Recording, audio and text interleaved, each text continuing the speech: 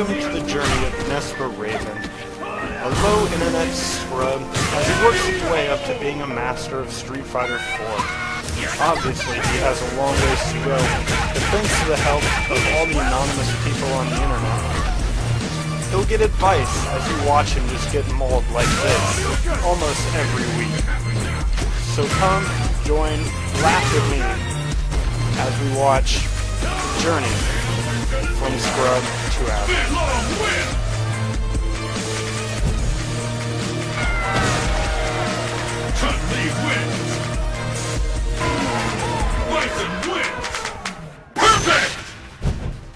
Hello everybody and welcome to episode number 1 of From Scrub to Average. I'm sorry it's already late. I've managed to be late on my first episode.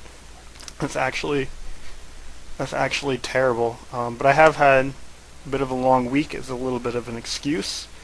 I lost my wallet and my ID and my credit cards this week, and I'm not really worried about people stealing my money or identity theft. The biggest problem that has come from this whole situation is I'm 25 now, and I lost my ID, and I am too old to go to college kids who are trying to find friends and ask them to buy me beer. So I've been spending most of my time looking for my wallet in vain. But we did play some Street Fighter this week also. As you saw from the whole montage before, the biggest question I had in episode 0, just before I started, is like on the wake-up game, just how often I would get thrown and how often people would just do whatever the hell they wanted to me. And I decided to go to you guys and ask you guys how to fix that. That's kind of the idea of this show. Is every week I'll be like, here's what my problem is, or I'll just put up a game and be like, I don't even know what my problem is anymore, because I'm really bad at this game. So after last week, I went ahead and asked you guys what you thought was up, and you guys told me to basically quit playing like an idiot. You can actually just block when you wake up. I was trying to wake up and punch or dragon kick, and I missed the input, or I would just do it too late. And you can actually just block. And if you tech, which means try to throw at the same time they throw, you can actually crouch and block and tech throw, and you're safe against pretty much anything except an overhead attack, and cross-ups, that kind of thing. And yeah, Death Clock and Unbound, Zaz, Reddit, and Shiryuken is where I got all those from. I did watch a lot of Sakura tutorials. I main Ibuki, but have been trying a lot of Sakura this week, and it's going okay. And I thought what I would do is go and look at a game plan of, hey, here is what I need to do, and here's how I need to play. And this is... First, let's go with the combos, because that's the order I went in. These are the combos that Sakura players should know. These are the easy ones. So I spent a lot of time in training, trying to get these down. So let's go ahead and have a look at how that went for me. Bye-bye! Here we go! Into... Hadouken! Hadouken!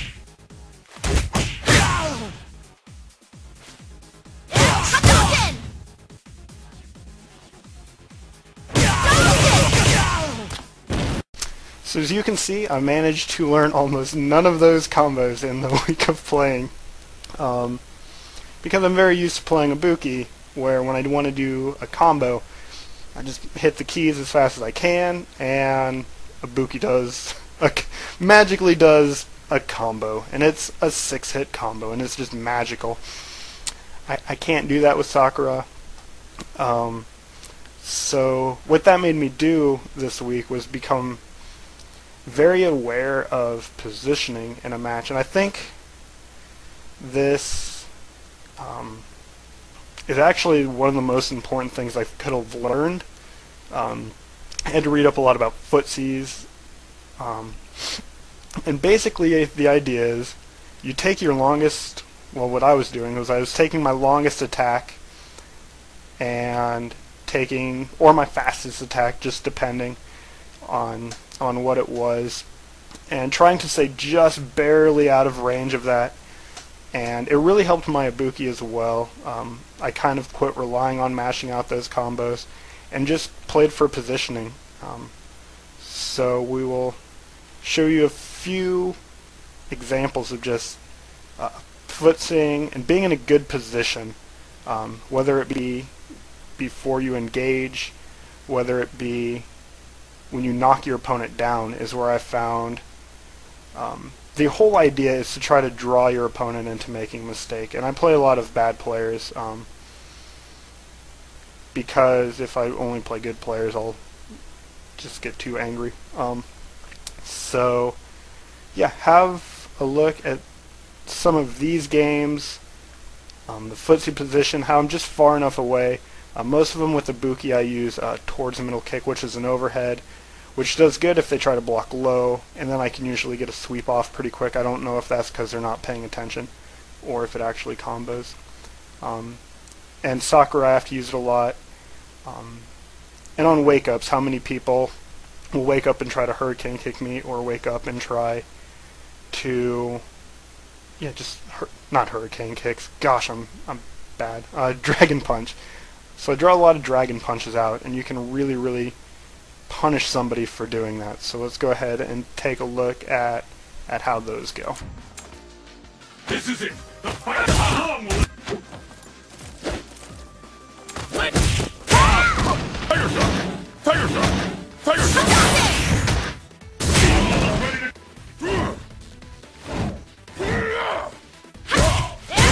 There is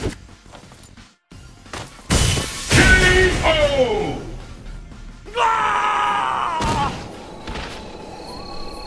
All right! Tiger uppercut! No way I get. Take this! Yeah! Wait for a counter! Rolling back! Yeah! Done! Take this! KO! What's this? Tiger uppercut! No way I get.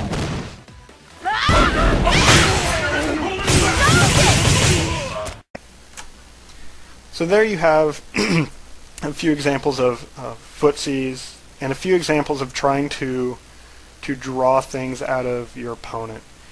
And people that play Sakura, Ken, Ryu, Akuma, quit it. Quit dragon punching when you wake up. It's dumb. Just to give you an idea of how dumb it is, I'm going to show you the last half of this game against an Akuma who probably should have beat me, but you can see how easy it is to kind of bait your opponent into doing really stupid stuff and capitalizing on those mistakes. So let's go ahead and take a look at that real quick.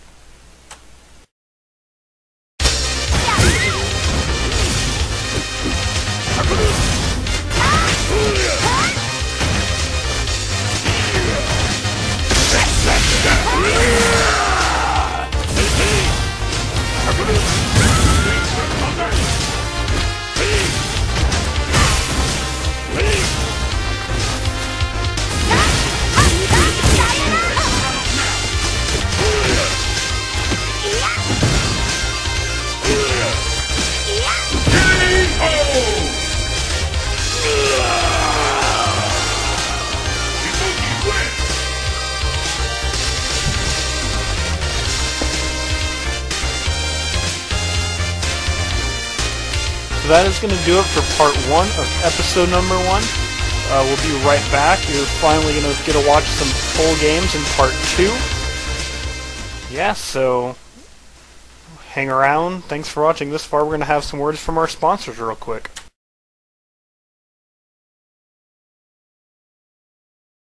Hey everybody, I'm back. I was just kind of kidding. I don't actually have any sponsors yet. But if you would like to sponsor me, or sponsor any of the Nebraska Esports Association, go to nebraskaesports.org. There should be an advertisement or a place to figure out more. So go check that out. And I know a lot of you are probably wondering, hey Nick, in part 1 it was dark outside and now there's a very bright window behind you. What happened? Nothing happened. That's what. Let's go ahead and take a look at these games. So the first game was just a match against a Sakura. I'm a Buki in this game. I'm on the scene, ready to go. And what you'll notice in this game is a lot about my Buki playstyle, and you'll notice right away that it is wrong. When I don't have momentum as a Buki, I feel like she's really fragile, so I always stand against the back corner of the screen. I get myself cornered a lot and just take so much damage from it. I finally get my way out, and you can see me, I back all the way across the screen. And then that happened, and I was like, holy shit, that is like the coolest way to win a match. I wonder if I can do that.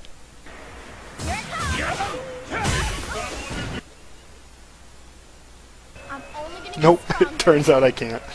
I tried that in a later match. It went about that well. So back to this match. So yeah, you can see that not keeping the pressure on is very, very bad. And this was early in the week. This is before I was worried about footsing. If you'll notice in the back of the screen there, Balrog is in that plane. It took me a long time to notice that. It's kind of cool. I also just started throwing out moves. Those spin kicks, that should never be done over a body laying on the ground, because then it is not stupid to dragon punch up. There's a lot of times when you can tell that I'm going to try to throw. Here I finally start getting some knockdowns, but using the low kick, hurricane kick to try to get in, it's pretty safe, and if it does connect, there's a lot of combos. Finally get a mini vortex and was able to at least take a round off of him this match. This match decides the winner. Fight!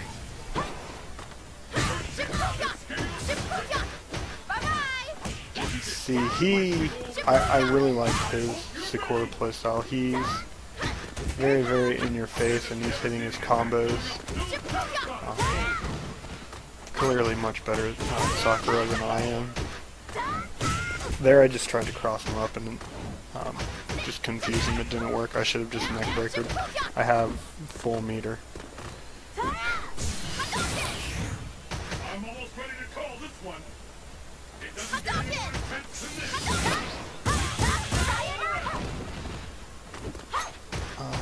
So yeah, neck breakering under fireballs. I'm getting much better at that. That's like the one thing with the Buki that I'm really good at, is catching those and reading those. I throw a lot of EX kunai, just hoping for chip damage. Here I try to jump over it and it kills me. I promise. So we'll go right into the second match. Which I do a lot better keeping the distance, because you can see I'm much more on top of her, which makes it a lot harder for her to know what's going on, what she needs to do. That does mean I'm going to take a few more dragon punches, because I do bait them out pretty well as the week goes on, but not well enough. That one I just wanted to see whose Ultra would work, because I had a feeling he would wake up Ultra, and if he didn't I would chip him. I was just curious what would happen. That was just me seeing what would happen. Nothing genius there.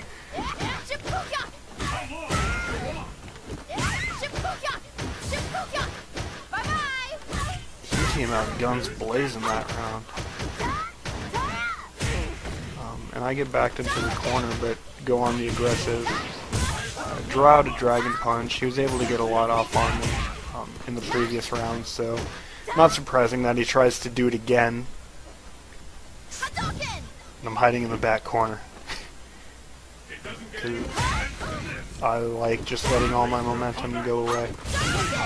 Getting good sweeps. I unfortunately don't time that vortex right, or EX may be vulnerable or invulnerable to it. I don't know. I don't know this game well enough. That was a bad neck breaker.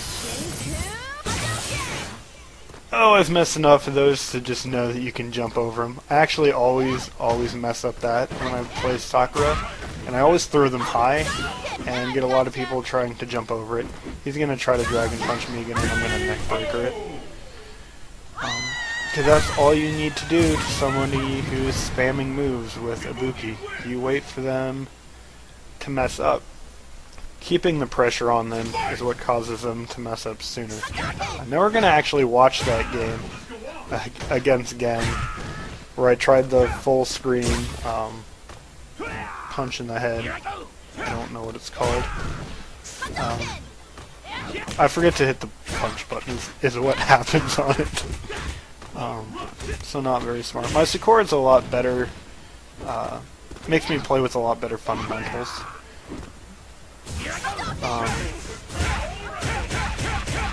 In that I don't know her combos as well as Ibuki, and like I said, I can't just start mashing buttons like you can with Ibuki. Ibuki's pretty brainless in that regard. So playing Sakura is just forcing me to block.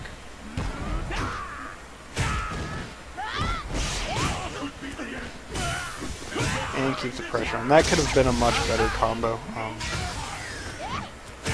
For me, that could have been a crouching high punch into anything. Whoopsies!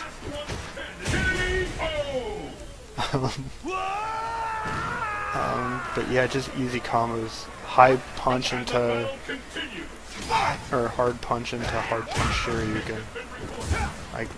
I could have done any of that to him to punish, but I either throw or just get like one punch in. So that again should have been a combo. More random ultras. I don't know what my opponents were doing. I don't mind though. I love this. I try to bait so often there and just chip them to death. I didn't care. I had no pride with how I win. You in there, you empty their life bar and you win the match. So the last one I think is one of the best matches I played against one of the better people I played. So it was a fun one. I thought I'd show you guys. It has everything. You saw my footsie there. Just out of reach. It's hard to footsie against Rose. Her reach is so long on some of her pokes. And I revert to my old methods of getting thrown on my wake up.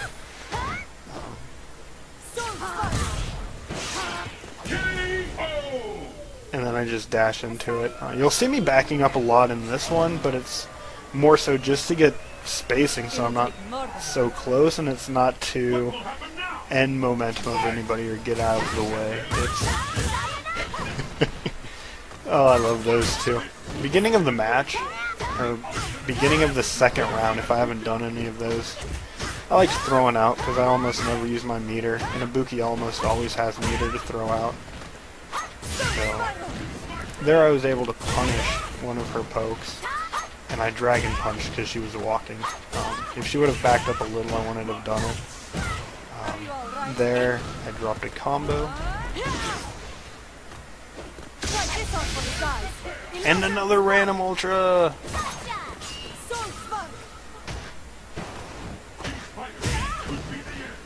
We're both getting low on life, so that means I'm going to be hiding in a corner.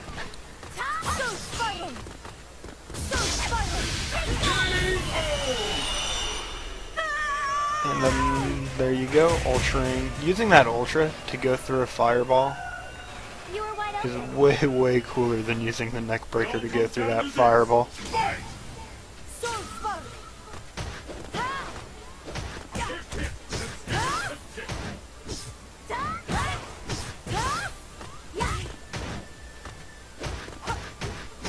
Yeah, that makes me think you can't combo it. I think most people just get hit high and then block high, and then I can trip them.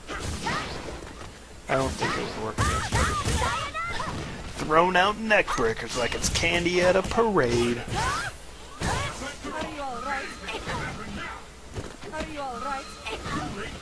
Yeah, that's classic wave in there. And then get trapped in a corner. I just kind of fall apart as this match goes on. And a little too far away for that ultra. But it was worth a shot.